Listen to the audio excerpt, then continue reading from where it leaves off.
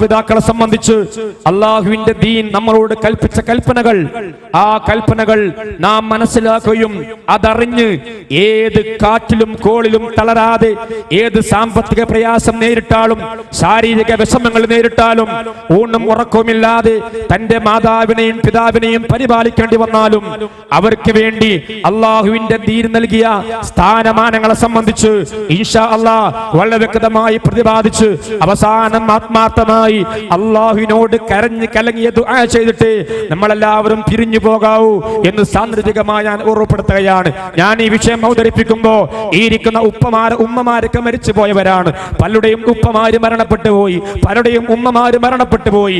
ആ മരണപ്പെട്ടു പോയ ബാപ്പയ്ക്ക് വേണ്ടി, ആ മരണപ്പെട്ടു പോയ ഉമ്മയ്ക്ക് വേണ്ടി നമ്മൾ എന്ത് ചെയ്യേണ്ടതുണ്ട് എന്നുകൂടെ ഇൻഷാ അല്ലാഹ് നമ്മുടെ ഈ വിഷയത്തിൽ കടന്നു വരികയാണ്. ഞാൻ പറഞ്ഞു കൊണ്ടുവന്നത് ഇങ്ങനെ ഒരു വിഷയം കേരളം മൊത്തം ചർച്ച നടത്തിക്കൊണ്ടിരിക്കുകയാണ്. അതിന്റെ കാരണം മുൻപത്തെ പോലെയല്ല. ഇന്ന് ആണിനും വലിയ വിദ്യാഭ്യാസമാണ്, പെണ്ണിനും വലിയ വിദ്യാഭ്യാസമാണ്. പണ്ട് കാലഘട്ടങ്ങളിൽ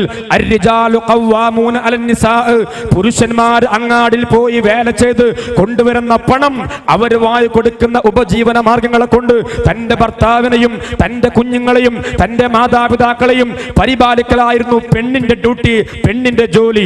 എന്നാൽ ഇന്ന് കാലം പോയി. ഇന്ന് പുരുഷൻ നേരം വെളുത്താൽ ഓഫീസിലേക്ക് പോകും പോലെ സ്ത്രീയും നേരം വെളുത്തു കഴിഞ്ഞാൽ അവരുടെ വർക്കിനിറങ്ങുകയാണ്. വാഹനം ഓടിക്കുന്നവർ സ്ത്രീകളാണ്. എല്ലാവിധ കച്ചവട സ്ഥാപനങ്ങളിലും ബിസിനസ് സ്ഥാപനങ്ങളും സ്ത്രീകളാണ്. അഥവാ നേരം വെളുത്തു കഴിഞ്ഞാൽ പുരുഷന്റെ തൊഴിൽ തേടി പോകും പോലെ സ്ത്രീയുടെയും തൊഴിൽ തേടി പോവുകയാണ്.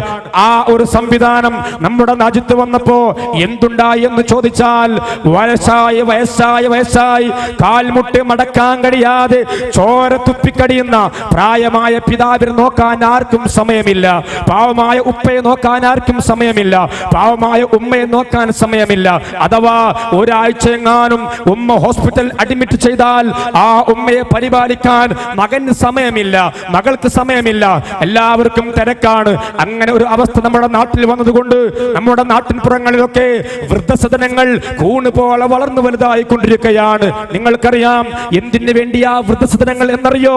നമ്മുടെ നാട്ടിൽ, നമ്മുടെ വീട്ടിലൊക്കെ നമുക്ക് ശല്യമായ മറ്റു മൃഗങ്ങളെ, പൂച്ചയെ പോലെയുള്ള വേദനയായ ശല്യമായ ഭാരമായ മൃഗങ്ങളെ ഏതെങ്കിലും തെരുവോരങ്ങളിലോ ഏതെങ്കിലും മത്സ്യ മാർക്കറ്റുകളോ അർദ്ധരാത്രി കൊണ്ടുപോയി ഉപേക്ഷിക്കും പോലെ നമുക്ക് ജന്മം നൽകിയ നമ്മുടെ സ്വന്തം പിതാവിനെ, നമുക്ക് ജന്മം നൽകിയ നമ്മുടെ സ്വന്തം മാതാവിനെ നമ്മുടെ ജോലി തടസ്സപ്പെടുമെന്ന് കരുതി, കിട്ടുന്ന കാശ് നഷ്ടപ്പെടുമെന്ന് കരുതി ഏതെങ്കിലുമൊക്കെ വൃദ്ധസദനങ്ങളിൽ കൊണ്ടുപോയി ചേർക്കുന്ന ശപിക്കപ്പെട്ട ഒരു കാലത്തിൽ ജീവിക്കുന്ന എന്റെ പ്രിയപ്പെട്ട ആണുങ്ങളും പെണ്ണുങ്ങളും മനസ്സിലാക്കേണ്ട ഒരു വസ്തുതയുണ്ട്. അഥവാ നമ്മുടെ ഉമ്മയും നമ്മുടെ ബാപ്പയും ആരാ എന്ന് ആദ്യം നമ്മൾ പഠിക്കേണ്ടതുണ്ട്. നമുക്കറിയാം അല്ലാഹു സുബ്ഹാനഹു വ തആല ഈ പ്രപഞ്ചത്തിൽ ഒരു മുസ്ലിമായ മനുഷ്യനോട് ആദ്യമായി കൽപ്പിക്കപ്പെട്ട കൽപ്പന എന്താ? ഒന്നാമതായി അല്ലാഹു നമ്മളോട് കൽപ്പിച്ച കൽപ്പന നിങ്ങൾ അള്ളാഹുവിനെ ആരാധിക്കണമെന്നാണ്. അള്ളാഹുവിനെ ആരാധിക്കുന്നത് എന്തിനാണ്? അള്ളാഹുവിനെ ആരാധിക്കുന്നത് നാളെ സ്വർഗത്തിലേക്ക് കടന്നു ചെല്ലുവാനും അവിടെ അനുഭൂതിക്കുവാനും അവിടെ സന്തോഷത്തിനു വേണ്ടിയാണ് മാത്രമാണെങ്കിൽ അല്ലാഹു സുബ്ഹാനഹു വ തആല വിശുദ്ധമായ ഖുർആനിൽ അള്ളാഹുവിനെ ആരാധിക്കാൻ പറഞ്ഞ ഒരുപാട് ഭാഗങ്ങൾ, അതിൽപ്പെട്ട പ്രധാനപ്പെട്ട 2 ഭാഗത്ത് അല്ലാഹു സുബ്ഹാനഹു വ തആല പറയുന്നത് നിങ്ങൾ അള്ളാഹുവിനെ ആരാധിക്കണം. ഒരാൾ അള്ളാഹുവിനെ ഒരുപാട് കാലം ആരാധിച്ചു, ഒരുപാട് ഹജ്ജ് നിർവഹിച്ചു, ഒരുപാട് ഉംറ നിർവഹിച്ചു, ഒരുപാട് നമസ്കരിച്ചു, ഒരുപാട് ഖുർആൻ പാരായണം ചെയ്തു. എന്നാൽ ആ മനുഷ്യൻ അവൻ നിസ്കാര തയമ്പുള്ളവനാവട്ടെ, അവൻ തലപ്പാവ് ധരിച്ചവനാവട്ടെ, അവൻ താടി വെച്ചവനാവട്ടെ, അവൻ തഹജ്ജുദ് നിസ്കരിക്കുന്നവനാവട്ടെ, അവൻ പാതിരാത്രി തൗബ ചെയ്യുന്നവനാവട്ടെ, അല്ലാഹു സുബ്ഹാനഹു വ തആല വളരെ വ്യക്തമായ ഖുർആനിൽ അള്ളാഹുവിനെ ആരാധിക്കണമെന്ന് പറഞ്ഞ ങ്ങളിലൊക്കെ തന്റെ ഉമ്മയെയും തന്റെ ഉപ്പയെയും അടിക്കടി അള്ളാഹു ആവർത്തിച്ച് പറയുന്നുണ്ട്. ആരാ മാതാവ്, ആരാ പിതാവെന്നറിയോ? നേരം വെളുക്കുന്ന സമയത്ത് ഡ്യൂട്ടിക്ക് വേണ്ടി ആണും പെണ്ണും ഇറങ്ങിപ്പോകുമ്പോ തന്റെ സന്താനങ്ങളെ ബേബി കെയറുകളിലോ LKG ക്ലാസുകളിലോ UKG ക്ലാസുകളിലോ അല്ലെങ്കിൽ ബാലസ്ഥാപനങ്ങളിലോ മക്കളെ കൊണ്ടുപോയി പറഞ്ഞേച്ചിട്ട് പ്രായമായ മാതാവിനെയും പിതാവിനെയും തന്റെ വീട്ടിൽ നോക്കാൻ സമയമില്ലാതെ ഇറങ്ങി ഉദ്യോഗം തേടി തേടി ഓടുന്ന, വിദേശത്തേക്ക് പറക്കുന്ന തന്റെ ഭാര്യയോടുകൂടെ തന്റെ ഉമ്മാനെയും ബാപ്പാനെയും തന്റെ വീട്ടിൽ ഒറ്റപ്പെടുത്തി തന്റെ കുഞ്ഞുങ്ങളെ കൈപിടിച്ചിട്ട് അവർക്ക് പാസ്പോർട്ട് എടുത്തിട്ട് തന്റെ ഭാര്യയ്ക്ക് പാസ്പോർട്ട് എടുത്തിട്ട് അവർക്ക് വിസ അടിച്ചിട്ട് വിദേശത്തേക്ക് ഭാര്യയും മക്കളെയും കൊണ്ടുപോയി പ്രായമായ ഉമ്മാനെ നോക്കാനാളില്ല, പ്രായമായ ഉപ്പയെ നോക്കാനാളില്ല. ഇങ്ങനത്തെ ഒരു അവസ്ഥ വന്നാ ഞാനൊരു കാര്യം പറയുന്നു, അല്ലാഹു സുബ്ഹാനഹു വ തആല ഒരു കാരണവശാലും സ്ത്രീയോട് വീട് പരിപാലിക്കണ്ടെന്ന് പറഞ്ഞിട്ടില്ല. പെണ്ണ് ആരാ?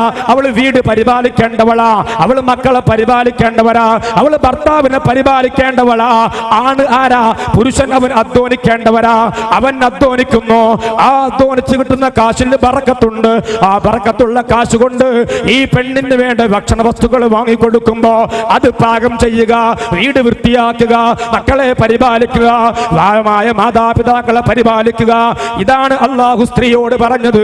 എന്നാൽ ആധുനിക ലോകത്ത് വിദ്യാഭ്യാസം കൂടിയപ്പോ, ഉദ്യോഗം കൂടിയപ്പോ എല്ലാവർക്കും ബിസിയാണ്, എല്ലാവർക്കും ഡ്യൂട്ടിയാണ്, എല്ലാവർക്കും ജോലിയാണ്. അല്ലാഹു സുബ്ഹാനഹു വ തആല 14 നൂറ്റാണ്ടുകൾക്ക് മുമ്പ് അല്ലാഹുവിന്റെ പ്രവാചകൻ മുഹമ്മദ് മുസ്തഫ സല്ലല്ലാഹു അലൈഹി വസല്ലമ തങ്ങളോട് ഇറക്കിയ ഒരു ആയത്ത് കേൾക്കണം. എന്റെ പ്രിയപ്പെട്ട മാതാപിതാക്കളെ, എന്റെ പ്രിയപ്പെട്ട യുവാക്കളെ, എന്റെ പ്രിയപ്പെട്ട മക്കളെ, അല്ലാഹു സുബ്ഹാനഹു വ തആല പഠിപ്പിക്കുകയാണ്,